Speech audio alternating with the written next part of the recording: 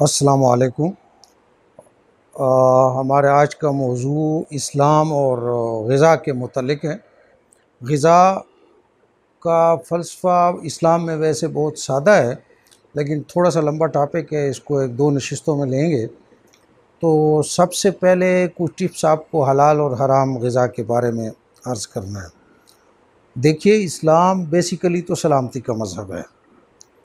तो ग़िज़ा जो है इस्लाम में, उसका कुछ इस तरह का प्रोसीजर है कि इस्लाम में हर वो ग़िज़ा हराम है जो इंसान की सेहत के लिए तबाहकुन हो या ज़िंदगी के लिए तबाहकुन हो।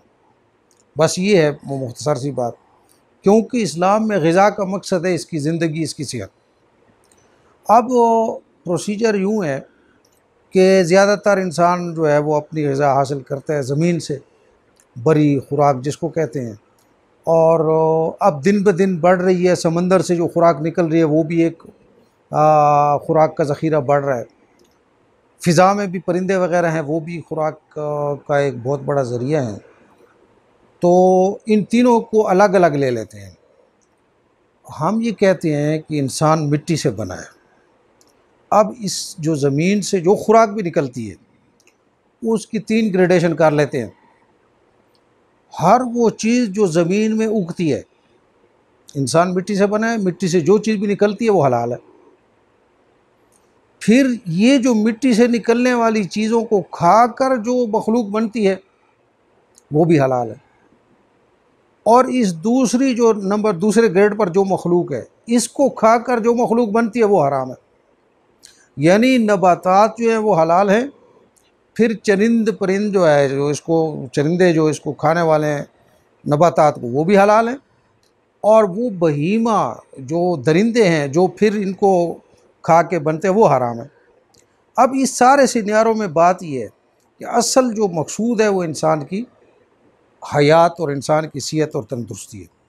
तो लिहाजा हर वो चीज़ जो इंसान की सेहत के लिए तबाहकुन होगी, ज़िंदगी के लिए तबाहकुन होगी, वो हराम है। जहर जो है वो इसलिए हराम है कि इसे अमूमन इंसान इसे मरता है, वरना फ़ी नफ्सी कोई ऐसी बात नहीं है। अगर कोई डॉक्टर या कोई हकीम ये कह दे कि किसी दवाई के लिए कोई थोड़ा जहर उसमें मिलाना, तो वो हलाल हो जाएगा। इसके बरक्स एक आदमी के लिए भिंडी और सब्ज़ी खाता है, कद्दू खाता है, लेकिन उसको ऐसी बीमारी है, कोलेस्ट्रोल है या कुछ और है, तो एक मुस्तनद प्रोफेशनल डॉक्टर ने कहा कि ये आपने नहीं खाना, वरना इससे आपको मौत आ सकती है। और फिर इसके बावजूद वो शऊरी तौर पर वही सब्ज़ी खा के मर जाते हैं, तो उसको खुदकुशी में शुमार होगा। अब उसके लिए वो हराम हो गई। यदि वैसे हराम तो नहीं हुई जैसे हराम, जैसे आदमी हज में जाता है और बाज़ मनासिक की वजह से आदमी पर अपनी बीवी हराम हो जाती है, तो उसका ये मकसद नहीं होता कि उसके साथ बीवी के साथ आदमी सोबत करे तो ज़िना के दर्जे में चला जाएगा। लेकिन कहने का मकसद ये है कि जब मुस्तनद डॉक्टर ने कहा कि नहीं खाना, तो उसके लिए अब ये हराम हो गई, वरना तो हलाल हराम का फ़ैसला कुरान करता है। तो अब ये बरी जो खुराक है इसकी ये तीन ग्रेडेशन हो गई। जो समुद्री खुराक है उसकी भी तीन ग्रेडेशन है। और वो ये है कि हम ये कहते हैं कि मछली पानी से बनती है, ये ऐसी है जैसे घास उगी है तो मछली हलाल है।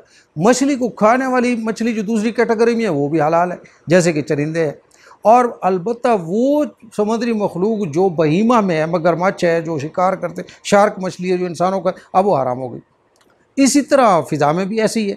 तो अब इस सारी बात में ये है कि एक जानवर ऐसा था कि उसके मुतल्लिक़ ये फ़ैसला नहीं हो सकता, वो कभी चरिंद बन जाता था और कभी वो दरिंदों में शुमार हो जाता, तो इसके मुतल्लिक़ इबाम था, एम्बिगुअस था कि इसको किस कैटेगरी में शुमार किया जाए। तो उसका नाम लेके बता दिया गया कि ये खिंजीर जो है इसको आप बहीमा में शामिल करेंगे, ये हराम है।